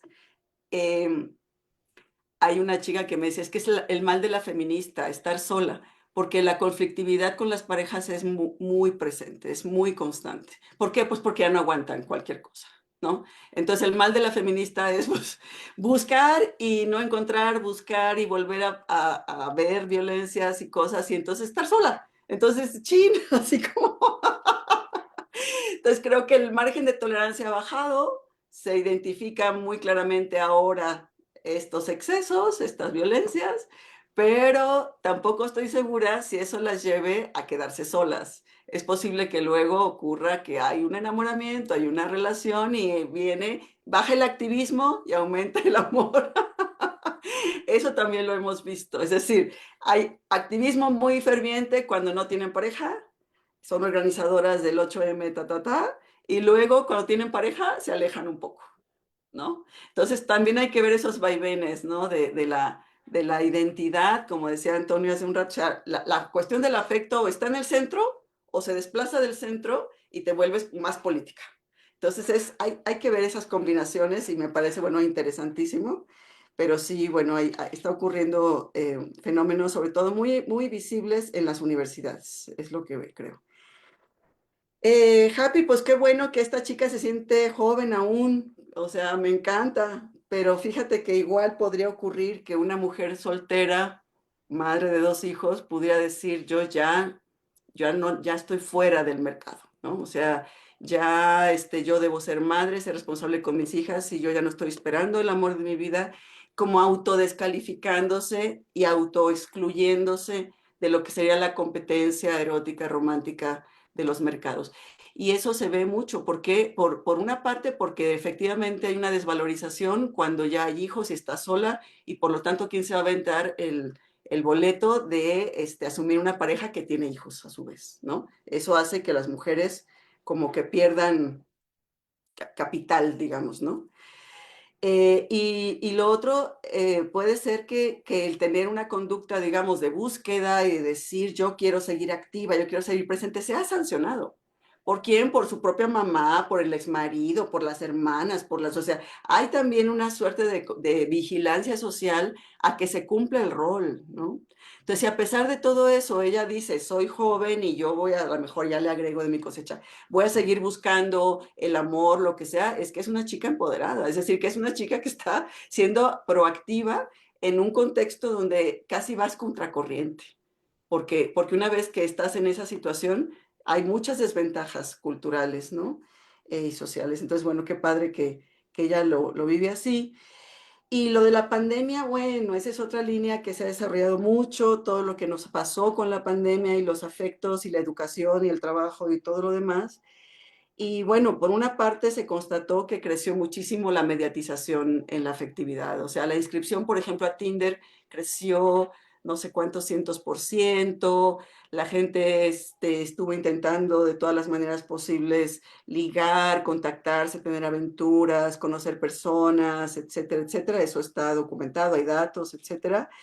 Pero los que ya vivían en pareja, y a eso me voy a referir en particular porque nosotros logramos hacer una encuesta virtual en Google en marzo del 2020, a la primera semana de confinamiento. Hicimos una encuesta en la cual obtuvimos alrededor de 1000 respuestas. Entonces nos gustó mucho y trabajamos con esos datos y generamos un artículo, Tania Rodríguez y yo, y lo que vimos fue una tendencia doble. Es decir, las parejas que estaban bien antes de la pandemia profundizaron mucho sus elementos positivos. Fueron un refugio uno para el otro, se comunicaron más íntimamente, su vida sexual mejoró, tuvieron más actividades en conjunto, recreativas, etcétera, etcétera. Y los que ya tenían problemas antes de la pandemia acabaron con fenómenos de violencia agravados, exacerbados, porque todo estaba mal y se puso peor, ¿no? Entonces, eso está muy interesante. Hay cosas ahí que no sabíamos que iban a suceder y que, bueno, pues ocurrieron y que caminaron tanto en un sentido como en el otro, ¿no? Y por otra parte, pues las búsquedas muchas veces no se quedaron en el plano virtual, las búsquedas de aventuras me refiero, pasaron al plano presencial y ahí yo leí entrevistas, por ejemplo, que salía de chicas que pues me vi con mi cita de Tinder, pero yo vivo con mis abuelos y entonces nunca me quité el cubreboca porque me daba terror venirme enferma y contagiar a mis abuelos, ¿no? O entonces metes en el balance, son tantas mis ganas y todo esto para poner en riesgo a los otros. O sea, estos balances, ¿no? Que todos nos vimos en situación de hacer, de qué quiero más, ¿no? O sea, conservar la protección, la seguridad y todo esto, o las ganas de ver a la otra persona. Leí por ahí un artículo muy interesante sobre qué fue lo más costoso de la pandemia, cómo los amantes se dejaron de ver, ¿no? Los amantes, los que se veían en los moteles de paso. Eso fue una gran tragedia en pandemia, ¿no? Entonces, bueno, claro que hubo como cambios, transformaciones que, bueno, luego fueron pues pasajeras, ¿no? Después de año y medio o algo así, nos vacunamos, etcétera.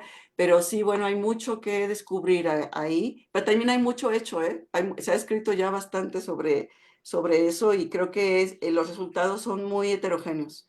Tanto hay factores positivos como cosas negativas, violencias y demás. Recordemos, ¿no? También lo que se supo del aumento en las denuncias de mujeres que en InMujeres estuvieron denunciando. Y bueno, esos datos los vi yo en la página de InMujeres. En fin. Y bueno, Antonio, Pues yo creo que si te entendí bien, los afectos y la manera en que estás inserto con tus redes afectivas, tus relaciones afectivas en el mundo, por supuesto, impacta en la identidad.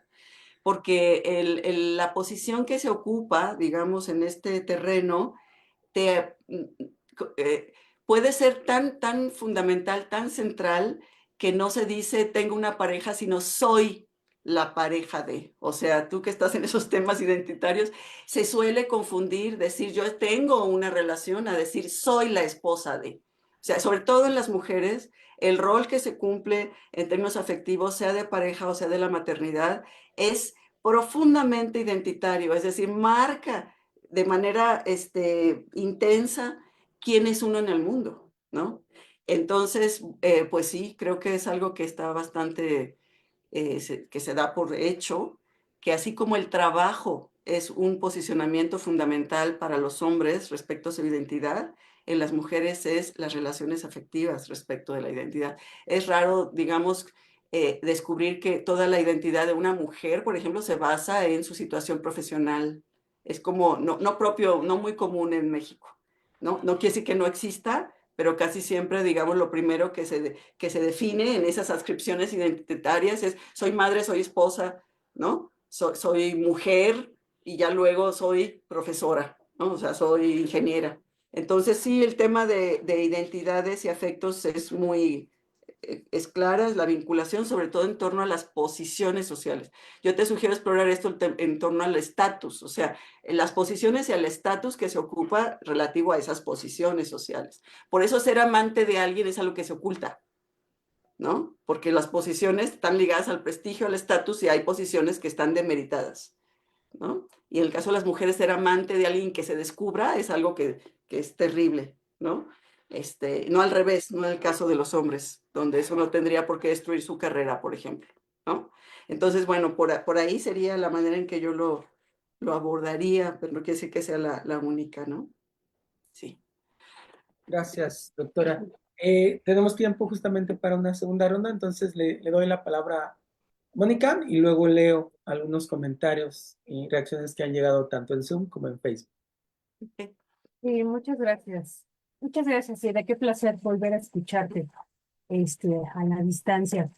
Yo me quedo, ¿sabes? Con una otra población, justo la que estoy viviendo con mis hijos, ¿no? La adolescencia.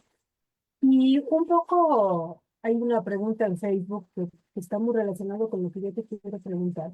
Y es, finalmente, estas formas de crianza que hemos hecho de nuestras hijas y de nuestros hijos, ¿no? Las formas en las que platicamos o no de temas afectivos, de cómo estamos, cómo nos sentimos, la información, ¿no? O la educación sexual, o los temas de sexualidad que podemos platicar con ellos y con ellas, advirtiendo pues, un escenario de confianza, ¿no? De conocimiento, etcétera.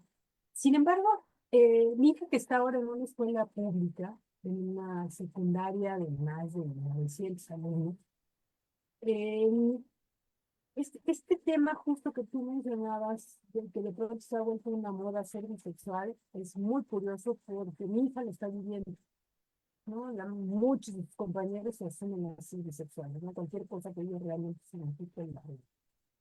Pero advertir justo el tema de adolescencia me parece un quiebre, un punto de quiebre de lo que todavía podemos denominar como, no sé si afectividades, no sé si vida amorosa, no, pero donde está cruzado nuestra idea de masculinidad y o como que se afianza o se transforma. Y por supuesto nuestro ideal, ¿no? De lo que deberían ser las relaciones humanas. Particularmente, pasa el 14 de febrero y mi hija, en su relato es, oye, qué complicada la tienen los chavos. Qué complicado. O sea, ¿cómo declararse a una chava que dice, feos? ¿No? Y en medio de la ceremonia, hacen un registro civil en la secundaria, entonces te casas, te divorcias, bla, bla, bla. Su reflexión de ese día fue, hijo, qué complicado, pobres chavos, ¿no? Asumiendo, ¿no? Esta parte, por más que hemos dicho, es que somos iguales, es que tú también puedes declararte un chavo. No, no, se siguen estos niños asumiendo que son ellos Sí, los que llevan el paquete masticado. sí. Viendo esta serie, ¿no? De adolescencia, justo de adolescencia en Netflix, ¿no? Ujú. También hace, hace eco, ¿no? De cómo estamos construyendo estas masculinidades, cómo finalmente las y los chavos se acercan a este tema afectivo. Pues me parece crucial, ¿no? También volver a ver a ese sector de la población que está descubriendo que es mediana o poco acompañada por parte del entorno parental, que asumimos bueno, que como comemos juntos todos los días, ahí medianamente estamos enterados, ¿no? Lo cual dista mucho de ser real, pero me parece que ahí se están sucediendo muchas cosas, a pesar de que las chicas y los chicos pueden tener contextos familiares de avanzada, ¿no? No todos, evidentemente, pero se habla mucho, ¿no? De estos temas en la escuela sin ningún tabú, incluso diría yo, o sea, los chavos conocen mucho sobre el tema de la sexualidad. Sin embargo, al momento de la afectividad, ahí volvemos al rol tradicional, ¿no? Sí, sí, sí. ¿Qué cosas podríamos estar advirtiendo que se cambian o se quedan? Gracias. No, gracias a ti. Amigo. Bueno, al final se animó Lisbeth, adelante. Hola, buenas tardes. Hola. Muchas gracias a todos, sobre todo a la doctora Seida por su presentación que me pareció bastante buena. Resulta que justo voy un poco en concordancia con la anterior pregunta o la anterior intervención respecto al tema de la adolescencia, ¿no? Actualmente estamos nosotros trabajando en los CCHs, en bachilleratos. Y justo pues nos topamos con estas prácticas sexuales, ¿no? De parte de los alumnos, muy, muy, muy comunes ahora, y que y bueno, representan pues sí un reto, ¿no? Tanto para las autoridades educativas cuando se dan dentro del plantel educativo, eh, por las cuestiones de, pues, de riesgo que representan, ¿no? Que además, bueno, coincido con esto de qué difícil la tienen los chavos porque, y sí es un punto de quiebre en la adolescencia de definir la postura, ¿no? De cómo si permitimos o cómo regulamos, tratamos de regular estas relaciones sexuales en menores de edad, ¿no? Y como yo le decía, bueno, en los centros educativos, que bueno, son como espacios entre públicos y privados, y que bueno, se exponen, digamos, a ciertas prácticas de riesgo, ¿no? Estas prácticas de riesgo que además, pues, ya están identificadas, que además son, pues, prácticas en grupo, ¿no? En donde a veces se graban, etcétera, etcétera. Incluso, bueno, por ahí una psicóloga nos decía, sí, ya hay mucha información sobre cómo prevenir las enfermedades, de transmisión sexual. Sin embargo, cuando hay malestares emocionales, incluso lo hacen con esta conciencia, ¿no? Como este peligro, esta conciencia de peligro, ¿no? De exponerse a este peligro.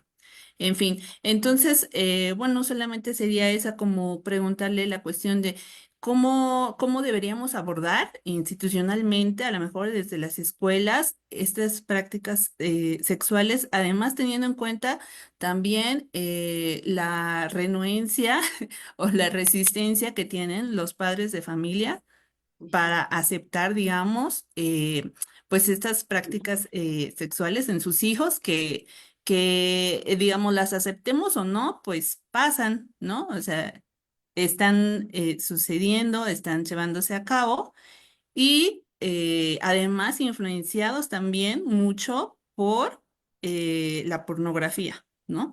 Que ahora, bueno, como todos traen un dispositivo y además hay acceso gratuito a Internet, pues pareciera que ellos están educándose sexualmente a través de la pornografía, ¿no?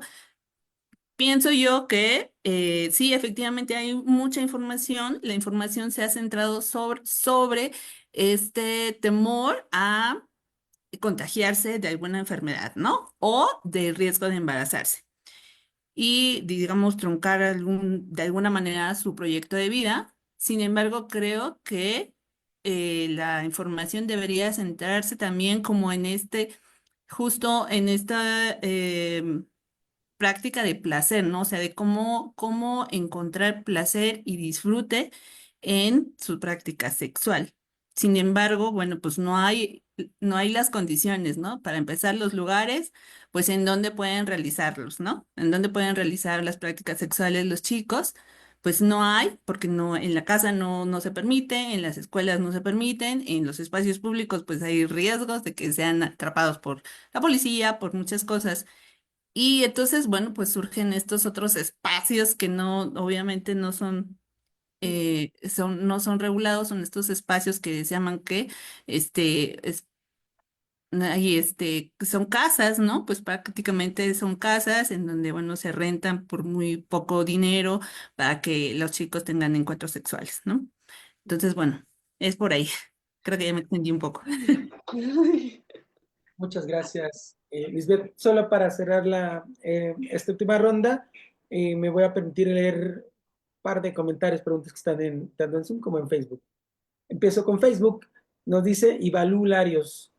En el caso de las y los jóvenes que ya tienen hijos, ¿se ha explorado algo sobre las formas de crianza vinculadas a los cambios en su forma de conceptualizar las relaciones? ¿O siguen reproduciendo los patrones, digamos, más o menos clásicos? Una pregunta en Facebook. Y acá en Zoom hay un par de comentarios.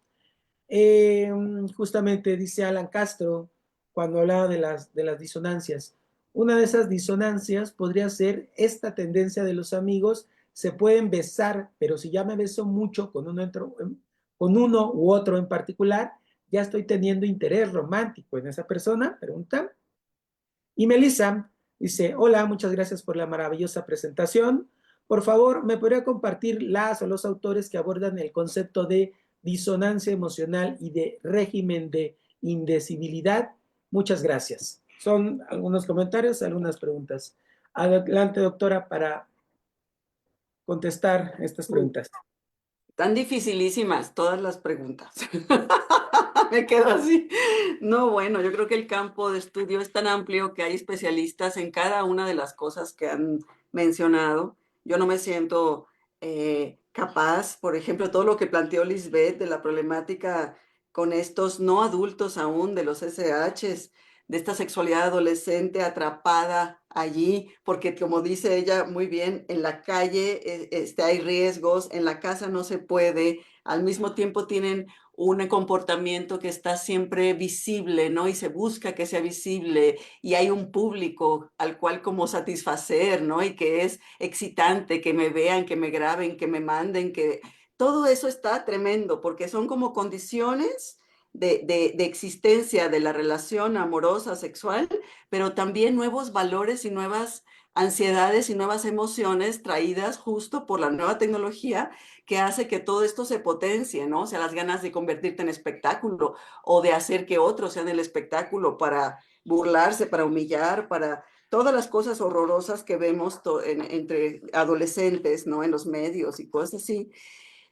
Y con poco acompañamiento familiar y con casi nulo acompañamiento de la escuela, me refiero a primaria, por ejemplo, porque luego ya en secundaria a lo mejor hay más acceso a información venida de instituciones públicas, pero en la primaria yo he revisado libros de texto de, digamos, de varias décadas en determinados momentos y cada vez hay menos, no hay más. O sea, hay cada vez menos información sexual en los libros de texto, porque se considera que eso debe ser labor del maestro, que no hay que poner demasiado ahí porque entonces brinca la liebre, porque si hay dibujos, si hay gráficas, si hay monitos, si están encuadrados, si no, todos esos debates, ¿se acuerdan? Pero luego, al dejar la chamba al maestro, el maestro o la escuela asume como política no meterse con asuntos de la familia, porque eso corresponde a los padres de familia, que a su vez reclaman el derecho de criar sexualmente, educar sexualmente a sus hijos, pero no necesariamente lo hacen como Mónica, sino que no lo hacen, ¿no? Entonces queda como un territorio totalmente oscuro y sí hay información, lo sabemos, pero no hay propiamente educación, ¿no? O sea, como reflexión en torno a esa información. Y claro, la pornografía que es absolutamente machista y violenta. Entonces, si ese es el medio de acceso a la información ya en práctica, o sea, ya no la información del uso del condón, etcétera, sino la información de cómo se hace el amor, pues estamos súper fritos, porque esa pornografía primero es irreal y es excesivamente violenta y excesivamente machista. Entonces, bueno, el escenario es realmente muy, muy difícil. Yo creo que hay que leer a los especialistas, Lisbeth, sobre sexualidad adolescente, porque yo creo que hay ahí cosas que se han escrito sobre eso y yo me siento un poco, no, que no sé suficiente. Yo he estado más bien con chicos de universidad, ¿no? Y no, este segmento de la adolescencia es especialmente, híjole, me da miedo todo lo que ocurre allí. Y conectando con lo que planteó Mónica, fíjate que el tema de las masculinidades es todo un tema. O sea, creo que así como están ocurriendo movimientos en el mundo sobre la manósfera, es decir, esta recuperación del machismo, del patriarcalismo como una ideología legítima y donde tenemos a personajes como Elon Musk y Trump para ser sus líderes, o Temach en nuestros youtubers más vistos en México, así como ocurre todo eso, que están como volviendo por sus fueros, ¿no? Los machos ante esta oleada feminista nunca antes vista, también están retrayéndose muchísimo los jóvenes, sobre todo los que ya han sido socializados en esta nuevo contexto cultural, a decir, yo no quiero ser acusado de acoso, nunca no quiero ser señalado, entonces me retiro del rol del cortejo. Hay como un repliegue, de decir, no, yo no voy a decir nada ni le voy a decir nada a nadie porque me pueden acusar y señalar, ¿no? Y aunque no sea una denuncia formal, el solo ser señalado en las redes sociales ya es algo que les aterroriza. Entonces, lo que he empezado a detectar en la universidad, por ejemplo, es que los chicos se han replegado muchísimo. Están esperando que las chicas sean las que tienen la iniciativa, porque no quieren ser puestos en el tendedero, señalados, juzgados, etcétera, etcétera. Entonces, como que, ¿y cuál es la alternativa? Porque justo como ese amor romántico, ese imaginario, es lo único que se ha aprendido, ¿cómo entonces establecer relaciones en la etapa en la que uno está aprendiendo eso? Y sobre todo los chicos, que no sea por eso siguiendo esos modelos. ¿Cuáles entonces son los modelos? ¿No? Entonces, sí hay una cosa ahí muy, pues, no sé, que no sé cómo se va a llenar, porque tal vez las chicas también estarían esperando, muchas de ellas, que los chicos den el primer paso. ¿Por qué? Pues porque es el patrón, es el sketch, el script cultural que hay que esperar, pero al mismo tiempo ya tienen miedo, pero al mismo tiempo, híjole, está complicadísimo. Y sí, los 14 de febrero siempre son una fecha para observar todo lo que ocurre, porque no es un tema que se va al olvido, es un tema que todo el tiempo, cada 14 de febrero, vuelve a estar sobre la mesa y como les decía, muy de la mano con el tema del mercado, ¿no? Entonces las flores, los regalos, etcétera, y los rituales como eso de poner registros civiles en las kermeses, en las escuelas, todo eso sigue ocurriendo y es muy divertido y es muy chido, pero ¿qué pasa con esta reconfiguración de roles y de quién toma la iniciativa en épocas de denuncia del acoso y de la violencia? Y que además puede ser utilizado también con mala onda, ¿no? O sea, te voy a decir que me acosas porque no me pelas, ¿no? Que también las chicas son capaces de eso y más. O sea, ¿no? De usar estas nuevas estrategias de defensa, pero para atacar, no solo para defenderse. No sé si me doy a explicar, ¿no? O sea, bueno. Ibalú, no, Leo siempre no participó, ¿verdad? No, Ibalú. Crianza de los hijos se reproduce, híjole, eso está súper interesante. Y yo lo analicé, pero hace muchos años, y yo creo que ya las cosas han cambiado seguramente. Yo en mi maestría, hace mucho, mucho tiempo, hice un análisis de abuelas, madres, hijas, y de cómo las madres, digamos, se rebelaron contra sus madres, o sea, las abuelas siendo pues muy políticas y desmarcándose de la visión femenina de identitaria, tradicional, etcétera, pero a la hora de tener a sus propias hijas, las educaron de una manera mucho más liberal, mucho más respetuosa de sus propias elecciones y todo esto, pero a la hora que esas hijas adolescentes jalaban demasiado, digamos, ejercían demasiado su independencia y su libertad, les agarraba el miedo y venía como una reacción de, espérate, espérate, no te vayas tanto. ¿Por qué? Porque el contexto social igual no ha cambiado tanto. Entonces estas madres como muy innovadoras, muy vanguardistas, que rompieron de tajo con lo anterior, a la hora de tener sus hijas adolescentes, sí les dieron más recursos, pero no de una manera total porque veían los riesgos alrededor. Vean como un contexto que igual no podías, no necesariamente era positivo para estas chicas ya más de avanzada, ¿no? Con más ¿cómo les diré? Más empoderadas, más rebeldes, más sexualizadas, más libres. Y entonces vino como una conservadurización de esas madres a decir, espérate un poquito, no te abras demasiado, ¿no? ¿Por qué? No porque ya estén en desacuerdo las madres, sino porque el entorno las iba a juzgar, las iba a sancionar, las iba a reprimir, ¿no? Pero bueno, eso fue hace mucho tiempo, entonces yo creo que habría que averiguar qué hay escrito sobre eso, me parece fundamental porque es justo, hay cambio que permanece o el cambio realmente se diluye, ¿no? Y lo que decía este otro chico de las disonancias y los conceptos, el concepto de disonancia está en Arlie Hochschild. Búscala, Arlie Hochschild. Es una socióloga de las emociones, la más famosa y la más conocida.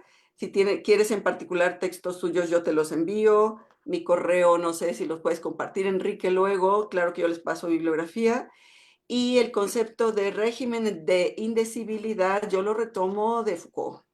Digamos, Foucault habla de regímenes de verdad, habla de regímenes de discursivos, y ahí, bueno, hay regímenes de lo decible y de lo indecible, y un poco desde ahí, no recuerdo si lo dice exactamente como de indecibilidad, pero yo lo he tomado la idea de régimen de decibilidad de Foucault, y yo lo he puesto esto de indecibilidad, así como hay lo decible, hay lo indecible, ¿no? Un poco lo llevé a esta doble función. Y lo de las disonancias y cuál es el límite depende, eso sí escapa completamente de qué tanto sí realmente ya soy bisexual, por ejemplo. Creo que es algo que hay que leer tal vez a Brigitte Vasallo en su texto Pensamiento monógamo, terror poliamoroso, está en Google. Ella dice, fumar de vez en cuando me hace fumador. Comer carne siendo vegetariano me hace que ya traicioné para siempre el vegetarianismo. Tener una aventura sexual me hace ser infiel, ¿no? O sea, como diciendo, no, no pasa nada. Es decir, ¿por qué damos tanta importancia a las únicas veces, ¿no? Y en realidad, y si no fueran únicas, pues qué importa, de todas maneras. Pero ese texto de Vasallo es bastante es muy radical, es bueno para pensar, ¿no? Se los recomiendo. Ok, no, me gustó mucho el cierre, me gustó mucho el cierre, me encantó, en realidad. Bueno, de verdad que es una pena que tengamos que cerrar, ¿no? Siempre el tiempo nos come y más como en este tipo de temas tan interesantes y tan cercanos, ¿no? Que seguramente se nos quedan muchas cosas en la cabeza, muchas cosas dándonos vueltas, ¿no? Lamentablemente así es el tiempo, tenemos que cerrar. Me gustaría agradecer nuevamente a la doctora Zaida por su presencia, por compartirnos el trabajo y su experiencia de tantos y tantos años en estos temas. Y la invitamos justamente, doctora, a seguir la conversación porque, como le mencionamos fuera de cámaras, muchas veces la conversación o el debate continúa con la gente que ve posteriormente el video y luego llegan más preguntas. Entonces, la invitamos a usted, invitamos a quien nos ve también a continuar en el debate en Facebook. Pues nada, yo cerraría el seminario de mi parte y le cedo justamente la palabra al doctor José Antonio Pérez Islas para que haga el cierre formal de este seminario. Muchas gracias a todas, a todos, a todos. Gracias, Enrique. Leida, pues, ¿qué más decirte que, como siempre, fascinante tu tema, fascinante la manera que los pones. Te lo agradecemos mucho de estar con nosotros en esta sesión, que esperamos no sea la última. Por ahí se antojan muchas sesiones más. Y ahora con estos medios es más fácil de hacerlo. Muchas gracias también a los que están aquí presentes en el Zoom. también a los que han estado en Facebook, que estarán, ¿no? Por ahí seguimos en contacto. El siguiente seminario lo moveremos un poco hacia el lunes 25, 29, ¿no? 29, hacia el lunes 29, ¿no? Que es, a ver, Merari, Y todavía estamos por darles el título, será sorpresa, pero es con la doctora Ariadna Esteves y nos va a venir a hablar sobre su investigación vinculada con la obra de Bad Bunny desde el Grupo de Música, Cultura y Juventudes. Entonces estén atentos. Es muy buena ella. sí, sí, sí. Sí. Muchas gracias Bueno, a ustedes por la invitación, lo disfruté mucho, me encantó volver a verlos o conocer a los nuevos miembros de esta tribu, Merari, Enrique, entre los que estuvieron presentes, mucho gusto y qué bueno que seguimos bien vivitos y coleando por aquí. pues sí, por aquí andamos, muchas gracias y un abrazo a todos, a todas, a todes. Ok, adiós. Bye.